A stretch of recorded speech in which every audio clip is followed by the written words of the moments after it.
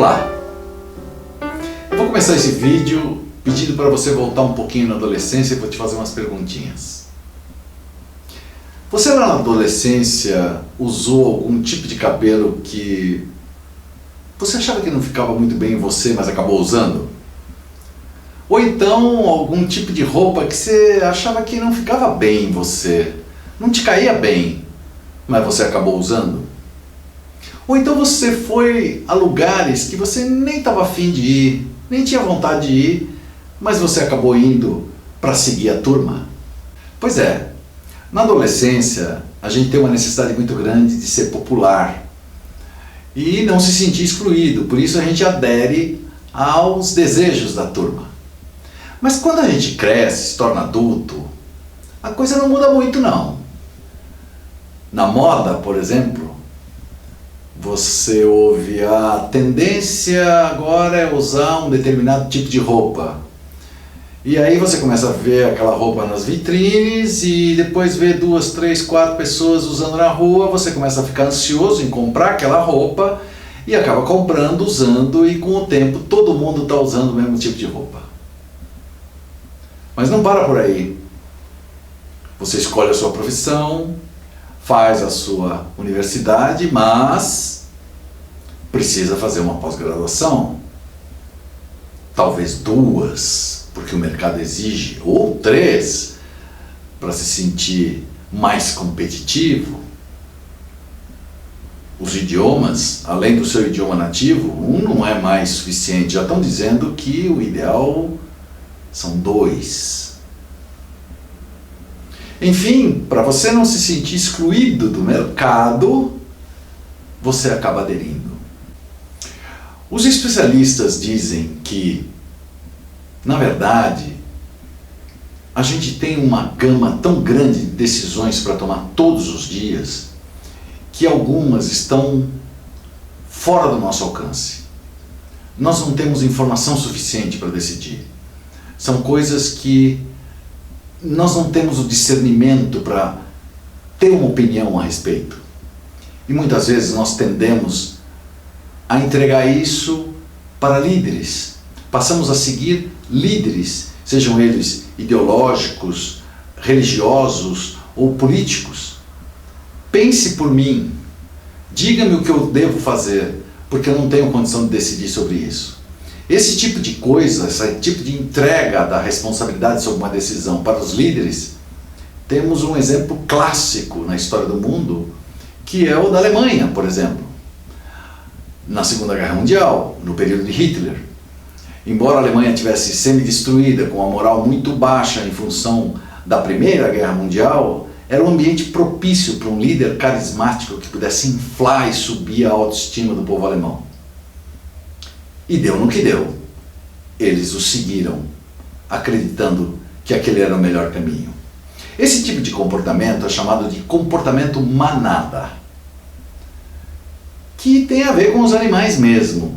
Eles andam em bando e se um corre, todo mundo sai correndo também.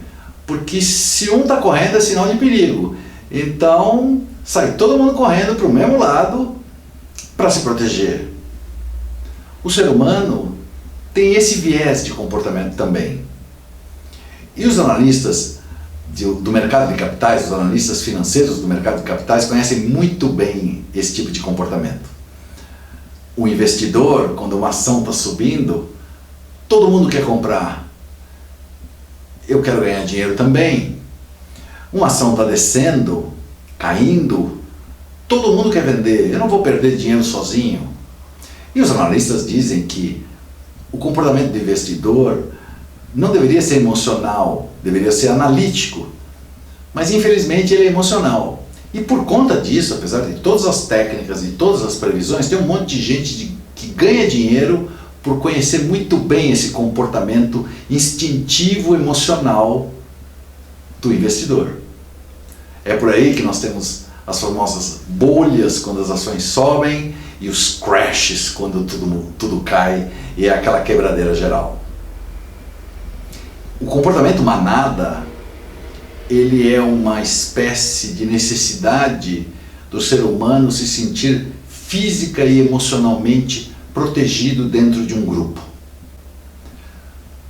O pesquisador Dan Ariely, do MIT, ele tem em seu livro um exemplo muito interessante sobre o comportamento manada, e ele coloca um restaurante com uma pessoa na fila.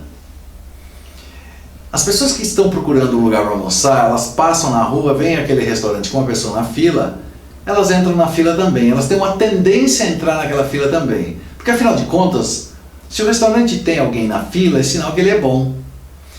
E assim sucessivamente, outras pessoas que estão passando procurando um lugar para almoçar, elas vão entrar na fila também. Mesmo que tenha muito próximo um outro restaurante, que talvez seja até melhor do que aquele, mas não tem ninguém na fila, as pessoas têm a tendência a entrar na fila, porque afinal de contas, um restaurante que tem gente na fila deve ser bom. Os donos de balada são muito inteligentes e conhecem esse comportamento manada. Às vezes, há espaço suficiente dentro da balada, mas eles ficam segurando o povo na porta para fazer aquela fila, de tal forma que as pessoas que passem na rua e olham para aquela balada e dizem: nossa, aquele lugar está bombando, então eu não vou ficar fora dessa. E entra na fila para entrar na balada. Esse é um velho truque, muito manjado. As pessoas acabam entrando instintivamente pelo seu viés de comportamento manada. Um outro pesquisador do MIT, Simon Arau, ele estuda o comportamento das pessoas nas redes sociais, principalmente o comportamento manada. E ele atesta, através de uma série de estatísticas, de que quando há um produto ou um serviço que permite a avaliação dos usuários, dos internautas, se a primeira avaliação daquele produto registrada for positiva, há uma probabilidade de 32% de que as demais, as que vierem a seguir, sejam positivas também. Olha que estranho. Vou repetir. Dado um produto ou serviço na internet, a primeira avaliação que for feita, registrada para que as pessoas vejam, se for positiva, há uma tendência de 32% das demais também serem.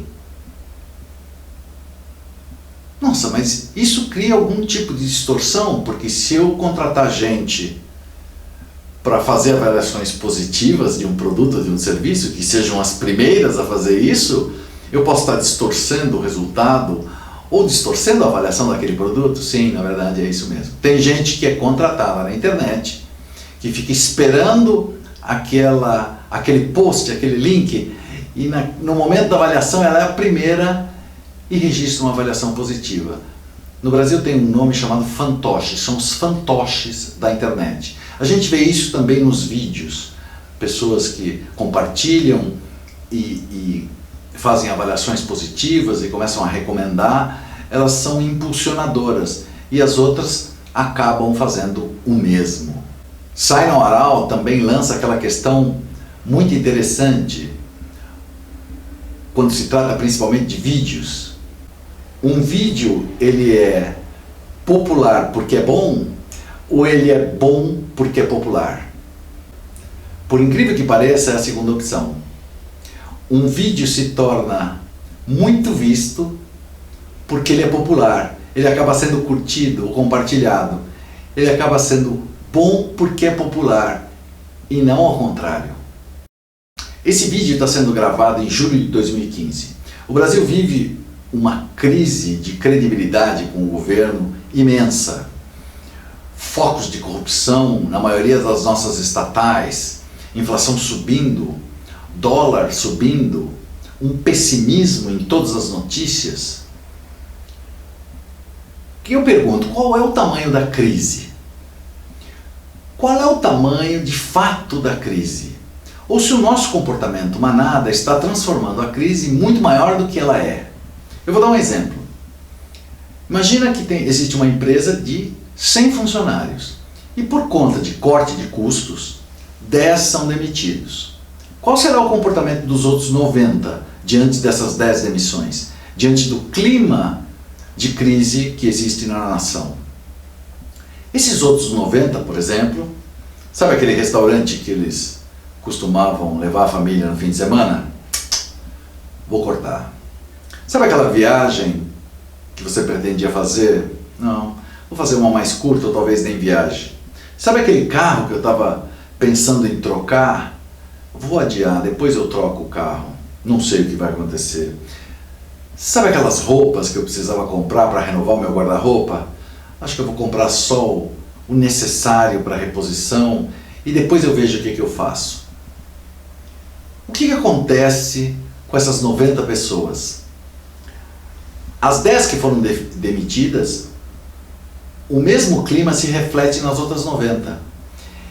E com essa paralisação das outras 90, sofre a fábrica de automóveis, sofre a loja de roupas, sofre o restaurante, sofre a agência de viagens e tudo que está à volta deles. Essa propagação é um efeito manada da crise, porque ninguém sabe exatamente qual é o tamanho dela, só se sabe a repercussão dela. Eu não estou dizendo que você não deva ter esse tipo de comportamento, é você quem decide. Aliás, essa é a principal razão do vídeo. Mas talvez seja exatamente esse o momento de você trocar o carro, porque é um bom momento para se fazer um bom negócio. Mas enfim, não estou tentando dizer para você o que você deve fazer. Você que deve decidir ganhando consciência. Essa é a ideia do vídeo. Um ganho de consciência, uma tomada de consciência. Buscar as rédeas da nossa vida e não se deixar levar pelo pessimismo das pessoas. Não permitir que o ambiente conduza você, diga o que você tem que fazer na sua vida. Às vezes, nós nos deixamos levar justamente para não ser o do contra. E esse é o comportamento manada. Para sermos aceitos. Então você acaba não fazendo aquilo que você quer. Acabam te levando a fazer coisas que você não deseja. Porque você não ganha consciência ou você não tem consciência e entrega a sua consciência para um grupo ou para esse comportamento generalizado. Um dado muito interessante são as eleições. Por isso que 2, 3 dias antes das eleições não pode ter pesquisa eleitoral, porque as pessoas não sabem o que fazer, as que estão indecisas, e aí, por não saberem o que fazer, elas olham para a pesquisa eleitoral e votam no que está lá em cima, no que está ganhando, porque afinal de contas, se está todo mundo votando naquele, se a maioria está votando naquele, é porque aquele deve ser o melhor. Eu não sei o que fazer, mas deve ser o melhor.